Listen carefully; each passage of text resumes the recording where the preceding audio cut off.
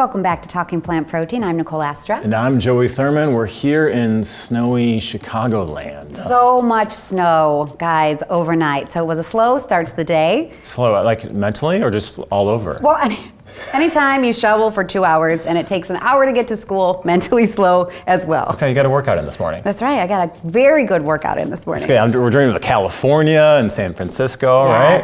Yes. So perfect day to be talking about future food tech because it's going to be sunny. Oh, I hope so, right?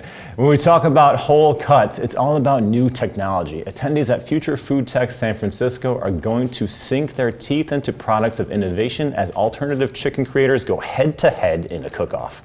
I sat down with the three contestants for the cook-off, Umiyami, Meaty, and Sundial, to hear their different approaches to food and the tech allowing alternative proteins to land at the center of the plate. Take a look. So actually, we started the company with a very simple observation, which is that when you look at the animal protein that people consume, it's largely whole muscle pieces, right? Like a chicken breast, for instance. But when you look at plant-based meat substitutes, well, they're mostly minced or chopped pieces. And the reason is actually quite easy. It's because technologically it's so hard to recreate the complex fiber structure of meat using plant proteins. And current technologies like dry extrusion or high moisture extrusion, they don't allow you to recreate those thick pieces and the complex fiber alignment.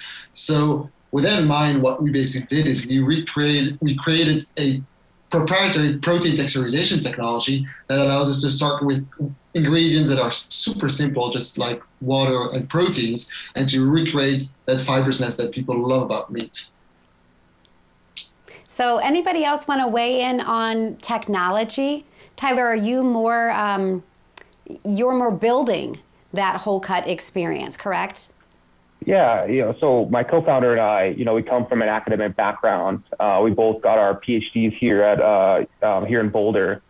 So we're definitely techno-optimists and believe in the power of technology, but we really wanted to look into nature for inspiration. So for us, it was actually just harnessing a natural process, something that occurs in nature, and then bring it indoors where we can make sure it's pure and clean and safe and highly nutritious.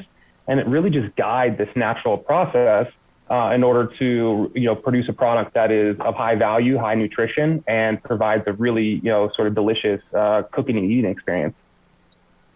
Jessica, how about it, Sundial?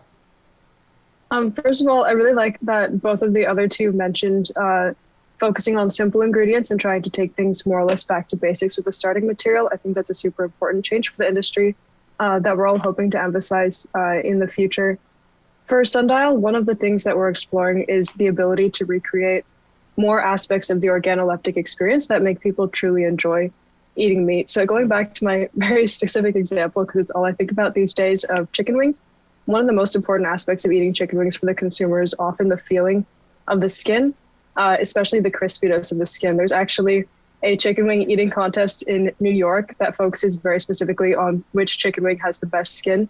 And it's something that plant-based meats don't have yet, the ability to go beyond, just as Martina was saying, the comminuted meat texture, and add in these other aspects that make meat truly enjoyable and something that consumers crave and want over and over again. So we're trying to add back in these sort of complex textures and layers that give the consumer, when they're taking one bite, a variety of experiences that are more interesting. So these three are essentially competitors, but what I love about this, particularly what FFT does, is that networking and collaboration. So everyone really does work together towards that sustainable future. And we get to see that from the host seat. It was nice, looking at that and seeing how they're talking about different textures and, plant-based meats that are easier to do as far as like ground meat, if you will. Yeah. Still kind of strange to say that. Where the technology was. Yeah, and then the skin and how they're trying to make it crunchier, and it'll be really interesting to see what they come up with. Yeah, and what's next? What's next is what's exciting. Next? Well, also going down at FFT San Francisco are the innovation challenges. This is a chance for startups to bring their very best before a global audience, and the winners partner with the most influential names in the industry. Givaudan is looking for ingredients that support energy, immunity, and sleep. And Danone North America is searching for improvements in the texture and melting properties of plant-based cheeses. Hello, I'm Emilie Fromanta. I'm leading an Explore group within Science and Technology at Givaudan that is focused on health and nutrition. We are very excited to participate in this challenge with Future Food Tech. We are looking to partner with startups that will have developed technologies or ingredients, natural ingredients, focused on improving immunity, sleep, and energy. We know that those health benefits are a primary concern for consumers today who want to stay healthy, who want to strive, and want to sleep well at night and have an efficient and ideal well-being on their day-to-day life. Do you eat plant-based cheeses? I have only tried a few, and they've come a long way, so I need to get back on it. Yeah, I have one that's an almond base, and it's the cheddar, if you will. And I find it in chilies and things that like get pretty hot, it melts and it has that consistency, and it's pretty good. The other ones can kind of a little rubbery. Well, we tease that it's the holy grail because to achieve that gooey texture, again, but a lot of that is coming a long way. Yeah, ooey gooey texture. Goodness. Of course, stay tuned to Talking Plant Protein after the conference, where we will continue the conversation with challenge finalists and winners. But for now, check out this clip from Irina Gerry, CMO of Change Foods, and the challenges surrounding plant-based cheese. As much progress as we've made with plant-based cheese, there's still quite a significant gap in what we call performance. Lots of plant-based cheeses just do not stretch or melt or have that gooey texture that we know and love about cheese. And what we know is that milk protein, specifically casein, is that key ingredient, that key unlock to get animal-free cheese to behave the way we all want it to behave. And what we're doing at Change Foods is we've found a way to create this casein protein, which is identical to what you would get from a cow, except without the cow. And we do that by using the process called precision fermentation. We're using microorganisms to create those exact proteins, and then we blend them with other plant-based ingredients in order to create cheese that truly delivers on expectations without the impact on the planet.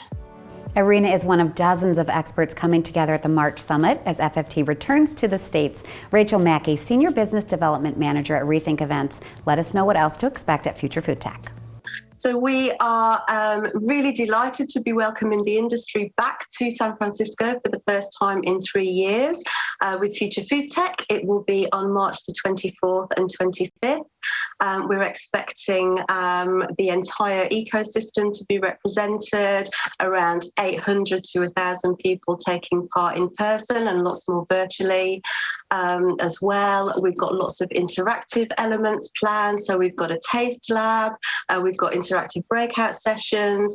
We will see the finalists of our innovation challenges with Givaudan and Danone pitch their solutions, and lots of networking, really high-level networking taking place as well. Everybody from the industry will be there, and we really hope that you can join us too. If you'd like more information or if you would like to register, then please head over to futurefoodtechsf.com. FFT also just announced the Blue Food Innovation Summit, investing in sustainable aquaculture for protein security and ocean health. It will be this June in London. Stay tuned and we will bring you more details as they unfold. That's it for now. I'm Joey Thurman. And I'm Nicole Astra. We'll see you next time on Talking Plant Protein.